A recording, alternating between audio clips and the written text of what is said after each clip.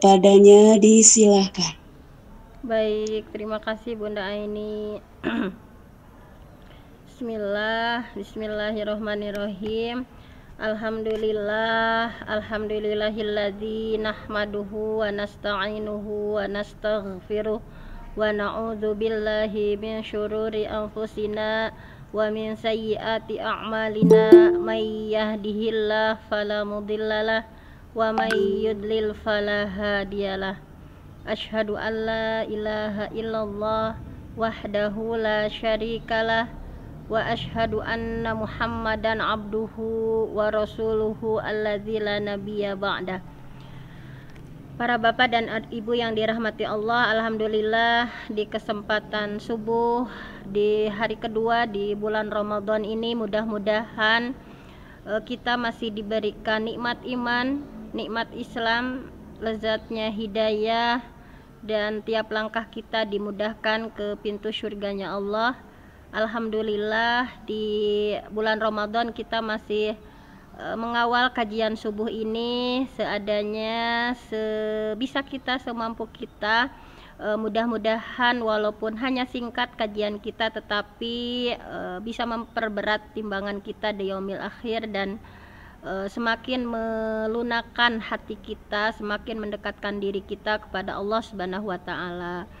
Untuk hari ini sebagaimana yang sudah disampaikan, untuk khusus Ramadan kita akan mengaitkan berbagai aspek ya dalam Al-Qur'an. Untuk hari ini keseharian kita, Bun, yaitu tentang karakteristik perempuan ya. Mudah-mudahan kita menjadi karakter perempuan yang diinginkan dalam Al-Qur'an. Nah, di sini ada karakteristik perempuan dalam Al-Qur'an menurut tafsir. Kalau kami di Sunda ada ayat suci lenyepanen ya.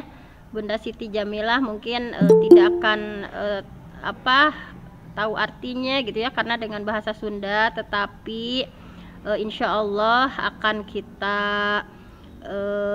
itu ya analisis tentunya. Nah, di sini bahwa kesimpulan yang akan kita kaji hari ini ada karakter-karakter perempuan. Ini ya sebagian besar perempuan kita memiliki karakter yang seharusnya seperti apa yang diinginkan oleh Al-Qur'an gitu. Kita sebagai seorang ibu, sebagai seorang istri, sebagai seorang perempuan yang mesti memberikan manfaat untuk orang-orang sekitar. Nah, di sini ada 5 karakter perempuan. Di antaranya kalau disimpulkan ya, di sini di antaranya sebetulnya masih banyak karakter perempuan, cuman dalam hari ini kita fokus pada 5 karakter saja. Ada karakter perempuan yang memiliki kepribadian yang kuat. Nanti siapa sih perempuan yang memiliki kepribadian kuat? Kemudian ada karakter perempuan yang menjaga kesuciannya ya. Siapa sih dalam Al-Qur'an sebagai prototipe perempuan yang mampu menjaga kesuciannya? Kemudian nauzubillah nih, di sini ada juga karakter perempuan penghasut, karakter perempuan pembangkang ya, yang senangnya itu membangkang pada suaminya. Ada karakter penggoda. Nah, kita sebagai perempuan dan juga laki-laki ya tentunya mesti mengidentifikasi, jangan-jangan gitu ya takut kita terjerumus pada hal-hal yang tidak diridhoi oleh Allah ya, tidak diinginkan dalam Al-Qur'an. Kita langsung saja masuk pada karakter yang pertama, yaitu perempuan yang memiliki kepribadian yang kuat. Yang tentu saja kita semua ya berharap, bercita-cita ingin menjadi perempuan kuat, perempuan yang memiliki karakter luar biasa seperti ini. Siapakah dia? Yang digambarkan dalam surah At-Tahrim ya, ayat 11, bahwa semuanya kita pahami, setiap orang itu pasti punya tantangan ya, termasuk kita perempuan. Nah, ini tantangan ini, ujian ini sudah dialami oleh Siti Asyah yang merupakan istri dari Fir'aun. Asyah ini adalah salah seorang tokoh yang diabadikan dalam Al-Qur'an. kita nih perempuan harus nyontoh nih, para perempuan nyontoh ke Siti Asiyah. Beliau adalah seorang perempuan yang memiliki karakter kuat. Kuat di sini adalah kuat ya dalam menggapai keimanan, kuat dalam menggapai ketakwaan, berani gitu ya, punya prinsip, berani menampakkan keimanan kepada Fir'aun, gak takut ancamannya. Oleh Fir'aun diancam apapun, tidak memiliki rasa takut. Digambarkan dalam Al-Quran surah At-Tahrim ayat 11 ya. A'udzubillahi minasyaitonirrajim. Wa daraballahu mathalan lilladzina amanu imra'ata fir'aun idh qalat rabbi ibni li indaka baitan fil jannah wa najjini min fir'auna wa amalihi wa najjini minal qaumiz zalimin. Wa daraballah, dan Allah membuat masalan, perumpamaan, lilladzina amanu, bagi orang yang beriman nih, kita ya, para mukminah, para muslimah. Allah udah ngasih contoh nih, lihat kata Allah, imra'ata fir'aun, istri Fir'aun, idza qalat, ketika dia berdoa sama Allah, rabbi benili, ya Tuhanku, bangunkanlah untukku indaka di sisimu baitan fil jannah, rumah di sisimu, baitan ya, rumah fil jannah di surga, wa najjini, dan selamatkanlah min fir'aun, dari Fir'aun, wa amalihi, dan dari perbuatan Fir'aun, wa najjini, dan selamatkanlah aku minal qaumiz zalimin, dari kaum yang zalim. Nah, mohon maaf ini itu ya, sebentar. Ini dari sini tadi. Nah, seperti ini, sebentar.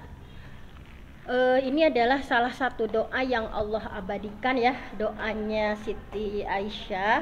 Nah, subhanallah, dia di tengah gemerlapnya duniawi ya, sebagai seorang perempuan, tentunya Siti Aisyah itu adalah kurang apa gitu ya, dia menjadi istri raja ya, dengan bergelimangnya kesenangan, tetapi tidak menyilaukan, tidak dia serta-merta terlena dengan berbagai kemewahan, terlena dengan berbagai kesenangan, tetapi lebih memilih akhirat. Ini lebih memilih akhirat. Nah, dalam tafsir Lenyepanen ya, karyanya Pak Hashim ini menjelaskan bahwa istri Fir'aun itu ya, namanya Aisyah. Karakternya beliau tulis bahwa Aisyah itu seorang perempuan luar biasa yang tidak mudah terpengaruh oleh kenikmatan dunia. Nah, kita harus nyontoh kepada beliau ya, tidak mudah terpengaruh oleh kenikmatan dunia. Beliau menulisnya dengan seperti ini dalam tafsirnya, jiwana henteu kapangaruhanku murum mubiarna dunia. Nah, Bu Siti ngartos teu, jiwana henteu kapangaruhan ya, kumuruh mubarnya dunia. Nah, katanya seperti itu. Inti nama Aisyah itu tetap teguh dengan keimanannya, tetap teguh dengan ketakwaan yang dia pegang ya, nggak terpengaruh dengan sang suami ya, yang sangat kufur, bahkan zolim, mengaku dirinya Tuhan gitu ya. Bayangkan saja, kita bayangkan begitu enaknya kehidupan Aisyah ya, tinggal di kerajaan yang megah, tinggal di kerajaan yang indah dengan berbagai perhiasan ya, yang kita perempuan mungkin ya perhiasan yang berkilau-kilauan, pakaian yang bagus-bagus gitu ya, pokoknya apapun yang diinginkan pasti sudah ada di hadapan Aisyah. Nah itu, jadi apapun yang perempuan inginkan, baik itu perhiasan, pakaian, pokoknya makanan selezat apapun gitu ya, pasti bisa didapatkan oleh Aisyah. Tetapi Aisyah tidak tergiur sedikit pun ya dengan berbagai dunia itu, tetapi beliau lebih memilih, pokoknya berdoanya tadi ya, Robbi benili indaka baitan fil jannah, lebih memilih tempat yang lebih kekal, karena ibu memahami bahwa dunia itu hanya sementara, dunia itu qasirah ya, hanya sebentar gitu. Nah ini mudah-mudahan kita bisa meneladani ya dari Aisyah, karakter perempuan kuat ya, berdasarkan tadi ya tafsir Lenyepanen ya, karya Muhammad Hasim ini, bahwa intinya perempuan yang kuat itu perempuan yang mampu menguatkan iman dan takwanya, tidak terpengaruh seberapa tinggi jabatan yang dia peroleh gitu ya, seberapa enaknya lingkungan, kenikmatan dunia gitu ya, seberapa nikmatnya berbagai fasilitas yang didapatkan gitu ya.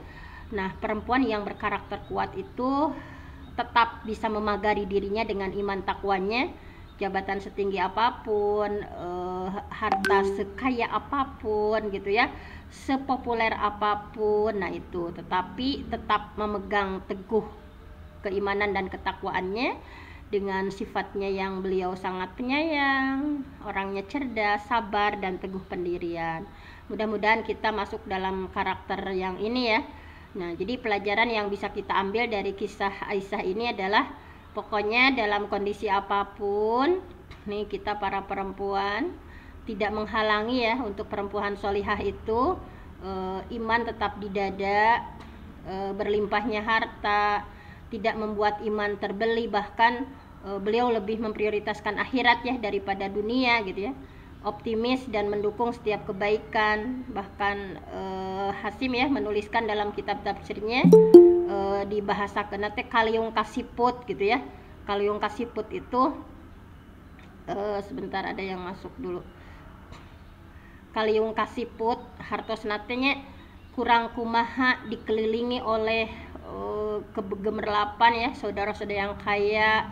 Pokoknya betapa beruntungnya Aisyah dikelilingi dengan berbagai kemewahan, berbagai kelezatan dunia gitu ya yang ada sekitarnya, tetapi kemewahan yang dia nikmati saat itu tidak membuat iman Aisyah itu goyah gitu ya. Tidak bisa disuap dengan uang, tidak bisa disuap dengan berlian, tidak bisa disuap dengan berbagai fasilitas kemewahan, bahkan lebih memilih indahnya akhirat gitu ya. Robbi ibnili indaka baitan fil jannah itu lebih memilih, aku mah bangunkan aja rumah di surga gitu ya, bangunkan saja rumah di surga gitu. Nah ini beliau dengan sangat bagus ya menguraikan penafsirannya dengan babasan ya tadi Kaliung Kasiput, sehingga kita sebagai orang Sunda paham inti dari ayat ini seperti apa. Baiklah, yang kedua adalah karakter perempuan yang menjaga kesuciannya. Nah, tentunya sebagai seorang perempuan wajib ya menjaga kesucian, terhindar hal-hal dari fahisyah ya, dari perbuatan keji. Karena kesucian itu merupakan kehormatan ya, kehormatan. Kita sebagai perempuan harus menjaga sebaik-baiknya setiap apapun yang ada di perempuan ya. Suara lembutnya gitu ya bisa menjadi fitnah, itu semuanya. Jadi hati-hati, memang perempuan itu sebentar ini ada yang masuk setiap lekukan tubuhnya gitu ya tertutup rapi gitu. Gerayan rambut panjangnya semuanya adalah mahkota yang bisa menjadi fitnah untuk laki-laki ya. Bahkan suara lembutnya perempuan pokoknya harus dijaga, mulai dari bicara kita gitu ya, lekukan tubuh kita tertutup dengan rapi ya semuanya. Nah, tokoh perempuan yang memiliki karakter ini ya diwakili oleh Maryam. Jadi kita sudah sangat mengenal siapa itu Maryam. Sejak kecil ya dikenal sebagai orang yang tekun gitu ya, di mihrab, kan tinggalnya juga di mihrab ya, rajin beribadah, dibesarkan oleh pamannya sendiri ya, oleh Nabi Zakaria. Pokoknya sehari-harinya itu di lingkungan tempat beribadah ya. Keturunannya dari keturunan yang saleh, sangat baik ya, dari kecil sudah jadi yatim ya. Nah, karakter perempuan yang mesti kita teladani yang kedua adalah dari Siti Maryam. Dalam di sini ya dikisahkan, a'udzubillahi minasyaitonirrajim, fattakhadat min dunihim hijaba, fattakhadat min dunihim hijaban fa arsalna ilaiha. Sebentar ada yang masuk dulu. Bunda Juhro sebentar. Nah, jadi siapa sih yang kedua yang harus kita teladani ini sebagai seorang perempuan, yaitu Siti Maryam. Bagaimana begitu menjaga ya kesuciannya, menjaga suara, menjaga tingkah laku, menjaga berbagai hal ya. Fattakhadhat min dunihim hijaban fa arsalna ilaiha ruhana fatamassala laha basyaran sawiyya.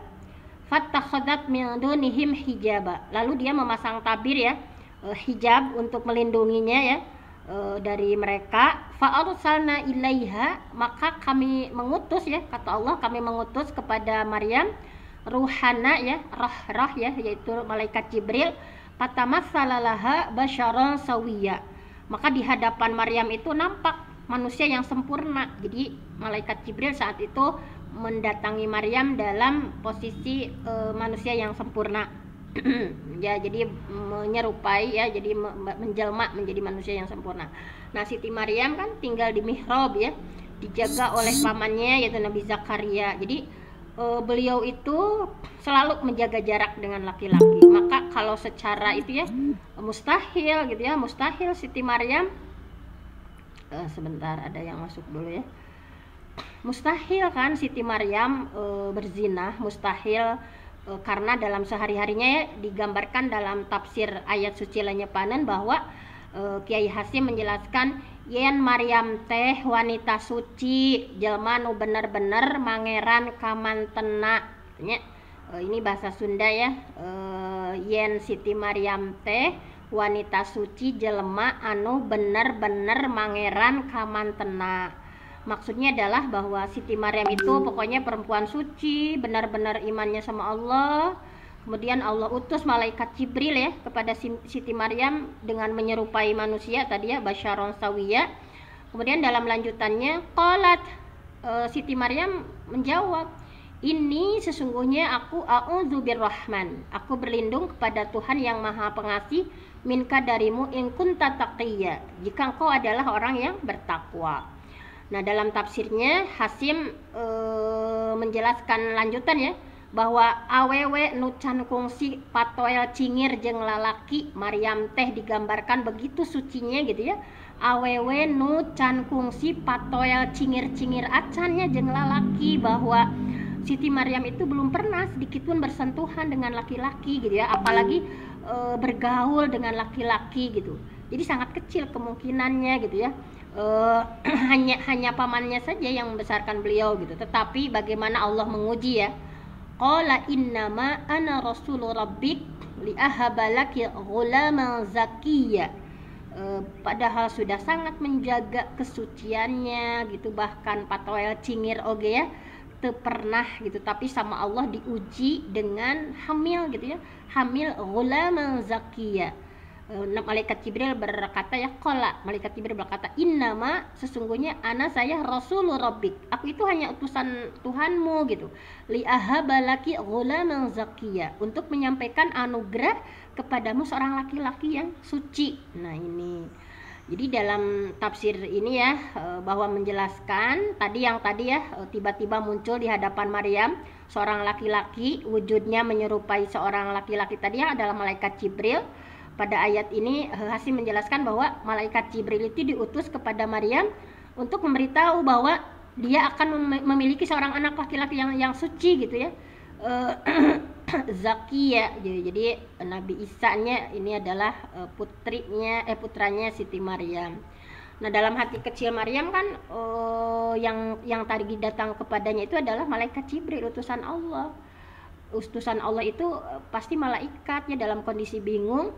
Malaikat mustahil bohong gitu, walaupun kaget kan, pastinya kaget, nggak pernah bersentuhan sedikit pun, harus hamil ya, harus kemudian ada di hadapannya ya malaikat Jibril. Secara fisikly tidak dijelaskan secara spesifik, karena kita hanya akan mengambil pelajaran saja dari kisah Maryam ini. Jadi intinya kita mesti belajar dari Siti Maryam mengenai ketekunannya, kesabarannya, ketabahannya, ketaatannya gitu ya. Pelajaran yang bisa diambil dari kisah Siti Maryam ini adalah bahwa kita sebagai seorang perempuan harus bisa menjaga kehormatan, kesucian diri gitu ya. Bagaimana tabah diuji sebesar apapun, tidak ada apa-apanya ya kita mau dibanding Siti Maryam yang menjaga kesucian tetapi hamil tanpa seorang suami ya, tabah sabar menjalankan perintah Allah apapun. Ya dari sejak kecil sudah tinggal di mihrab, taat beribadah, rajin gitu ya. Terus sama Allah itu hubungannya semakin erat gitu ya, menjaga diri dari yang bukan mahram kita gitu ya. Kemudian keunggulan wanita di sisi Allah ini bukan keunggulan yang sifatnya fisik gitu ya. Jadi orang-orang yang unggul, perempuan unggul di sisi Allah itu bukan secara fisikly yang cantik, yang jabatannya bagus, yang bergelimang ya, dengan tetapi unggul di sini adalah unggul dalam ibadahnya sama Allah dan unggul dalam ketakwaan kepada Allah. Nah, kita belajar juga di sini mudah-mudahan terhindar ya karakter ketiga dalam Al-Qur'an, karakter perempuan penghasut. Jadi secara umum karakter ini adalah perilaku jahat ya. Tokohnya Hindun adalah bukan Hindun yang itu ya yang membunuh Hamzah, bukan. Ini Hindun istrinya Abu Lahab. Hindun adalah tokoh utama yang dijadikan karakter perempuan yang begitu jahat ya, nauzubillah. Gimana jahatnya Hindun? Jangan-jangan kita misalnya ada karakter yang ada dalam diri kita, nauzubillah. Kita belajar nih dari Al-Qur'an digambarkan karakter ketiga, wa mra'atuhu hammalatal hatab. Begitu istrinya Abu Lahab, bahwa Hindun itu adalah hammalatal hatab, pembawa kayu bakar atau penyebar fitnah. Nah, karakter penyebar fitnah ini hati-hati, fi jidiha habalum mim masad. Di lehernya ada tali dari sabut yang dipintal. Jadi dalam tafsir ayat suci Lenyepanun, Hasim menjelaskan bahwa istri Abu Lahab ya, pembawa kayu bakar itu maksudnya karena kayu bakar itu kan bisa menimbulkan api ya, sedangkan api itu jika diartikan secara majazi adalah nafsu atau amarah. Hasim menjelaskan dalam peribahasa Sundanya, sene lamun hurung ya, sene hurung cai caah ulah disorang. Ini peribahasa Sunda luar biasa nih orang-orang Sunda. Sene hurung cai caah ulah disorang, maksudna kumaha? Maksudnya adalah orang yang sedang marah, orang yang sedang nafsu gitu ya, jangan didekati gitu ya. Hasim pun menjelaskannya, pamajikan Abu Lahab teh tukang ngadu-ngadu Raja Wisuna. Ini karakter jelek ya, yang digambarkan dalam Al-Qur'an, perempuan penghasut digambarkan oleh Kiai Hasim. Pamajikan Abu Lahab teh tukang ngadu-ngadu Raja Wisuna. Maksudnya adalah bahwa istri Abu Lahab itu adalah yang suka memancing-mancing amarah orang lain gitu. Pokoknya nih hati-hati kita jangan sampai punya karakter yang mancing-mancing amarah orang lain, bikin orang lain kesel gitu ya, bikin orang lain marah, bikin orang lain ngambek gitu ya, atau apalagi suka ngadu domba.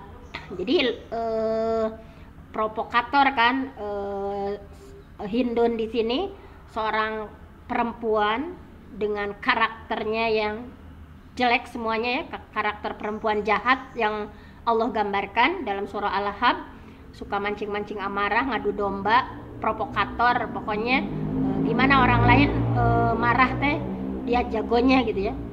Jadi sudah digambarkan dalam Al-Qur'an, sukanya ngegosip, sukanya ngadu domba, menebarkan fitnah. Nah ini nauzubillah, mudah-mudahan kita bisa belajar untuk menghindar ya. Jangan-jangan dalam diri kita ada nih sifat-sifat yang pokoknya pengen orang lain itu marah gitu, dengan ucapan kita itu orang lain itu emosi gitu, kesel gitu, nauzubillah ya. Nah, jangan sampai kita seperti ini, seperti Hindun istrinya Abu Lahab yang memiliki karakteristik jahat dalam perspektif Al-Qur'an. Nah, penafsiran ayat di atas ya.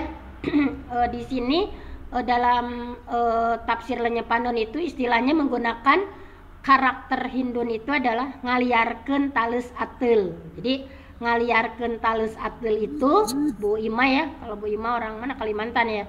Bu ini adalah membicarakan kejelekan orang lain. Nah ini karakter yang mesti kita hindari nih, ngaliarkeun tales ateul. Ini perempuan jangan seperti ini ya, sukanya membicarakan kejelekan orang lain gitu ya.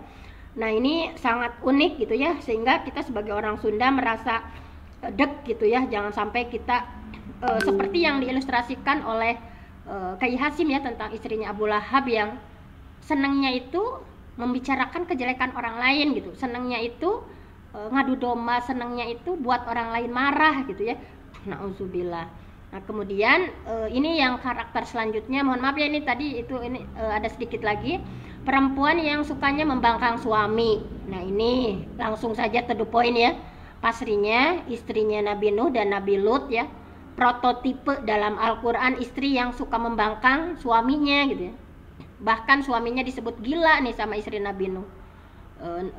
Istri Nabi Lut membocorkan amanah, kata Nabi Lut nggak boleh dibilangin ke orang-orang ya, ada 2 laki-laki yang ke rumahnya yang mereka sangat tidak punya hasrat kepada perempuan tapi hasratnya kepada laki-laki, dibocorkan sama istrinya sendiri. Sehingga dalam surah At-Tahrim ya, daraballah, Allah sudah buat perumpamaan ya, masalan lilladzina kafaruni, kalau orang kufur, imro'atan Nuh, gimana kufurnya istri Nuh, wa Lut dan istrinya Nabi Lut, kana tahta abdaini min ibadina sholihain, kedua perempuan itu di bawah pengawasan hambaku yang soleh, kata Allah gitu ya. Fakhonatahuma, keduanya berkhianat, falam yughniya anhuma minallahi syai'a, maka suaminya itu tidak bisa membantu mereka, walaupun seorang nabi ya, seorang ustadz, seorang nabi tidak bisa membantu mereka sedikit pun.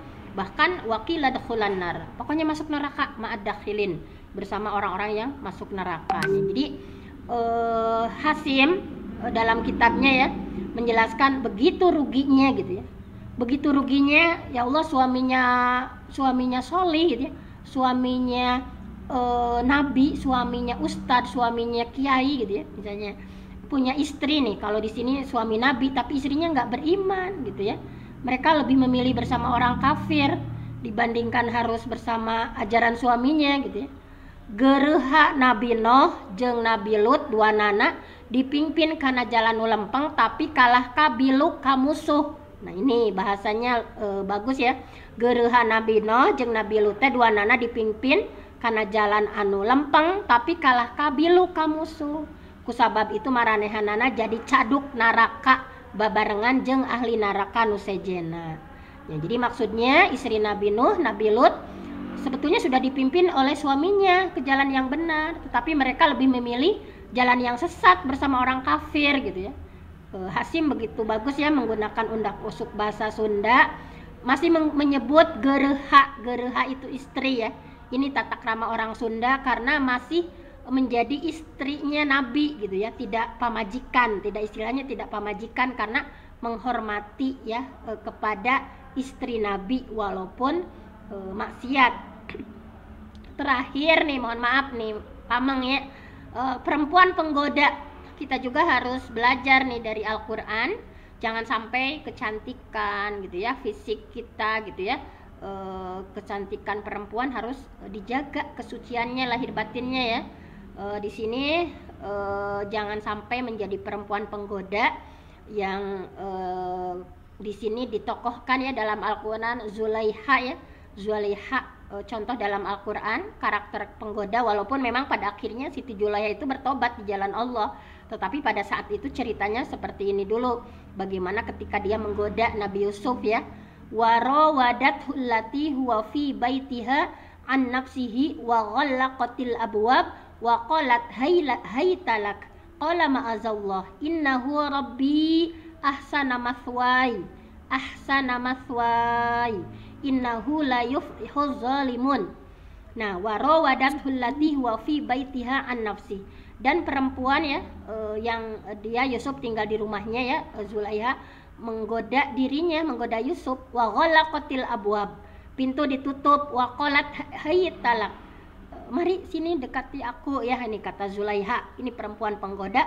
Qala Nabi Yusuf berkata, ma'azallah, aku berlindung pada Allah, innahu rabbi, sesungguhnya Allah itu Tuhanku gitu.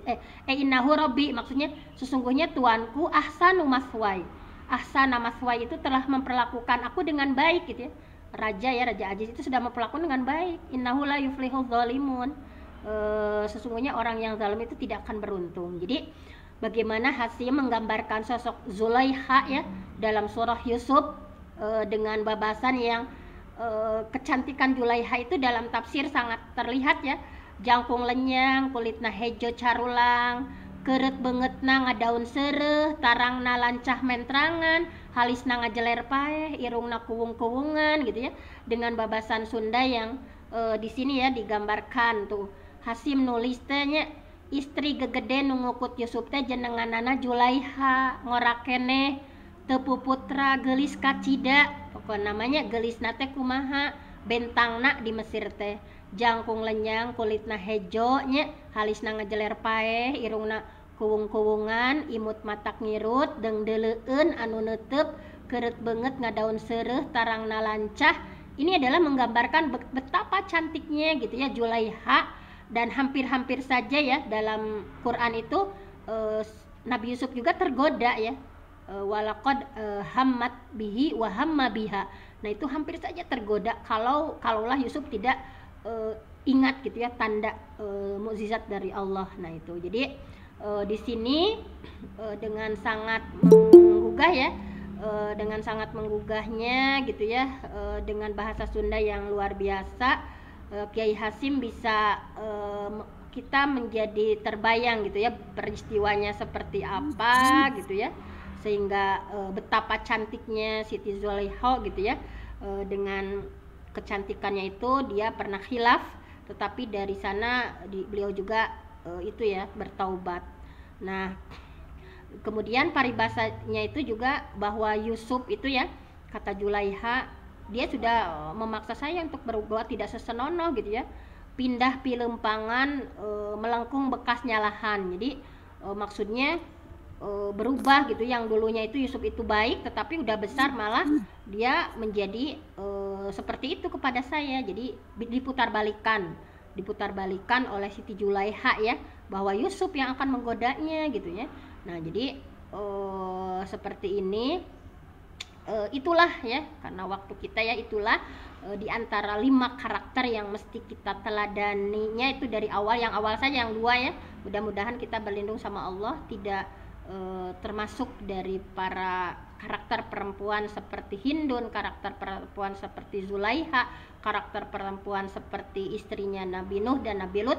Nauzubillah, kita dijauhkan, tetapi mudah-mudahan kita bisa meneladani bagaimana kuatnya keteguhannya Siti Aisyah, bagaimana bisa menjaga kesucian ya Siti Maryam dalam pergaulan sehari-hari, yang perempuan saat ini sangat susah ya untuk menjaga seperti itu, yang laki-laki perempuan itu sekarang sudah seperti, apalagi di tempat kerja ya. Nah mudah-mudahan kita bisa semakin waspada lagi, semakin hati-hati lagi untuk bagaimana kita berhati-hati sebagai seorang perempuan. Mungkin hanya itu saja, mohon maaf untuk hari ini penyajiannya ya, atas segala keterbatasannya. Mudah-mudahan kajian sederhana kita ini setiap harinya walaupun sebentar ya bisa menambah amaliyah kita di bulan Ramadan. Adwa muha wa inqala, didawamkan walaupun sebentar. Hanya itu saja. Aqulu qauli hadza wa astaghfirullah li wa lakum. Wassalamualaikum warahmatullahi wabarakatuh. Waalaikumsalam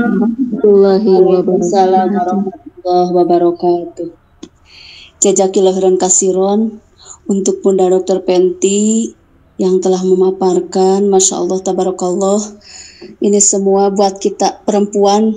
Semoga kita bisa meneladani perempuan-perempuan yang karakternya baik, dan kita bisa menjadi cerminan dan dijauhkan dari karakter wanita-wanita yang dibenci oleh Allah, yang karakternya buruk. Semoga kita semua termasuk perempuan-perempuan yang solehah. Amin ya Allah ya Rabbal Alamin.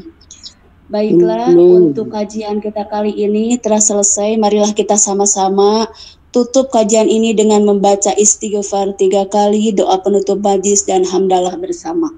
Astaghfirullahaladzim.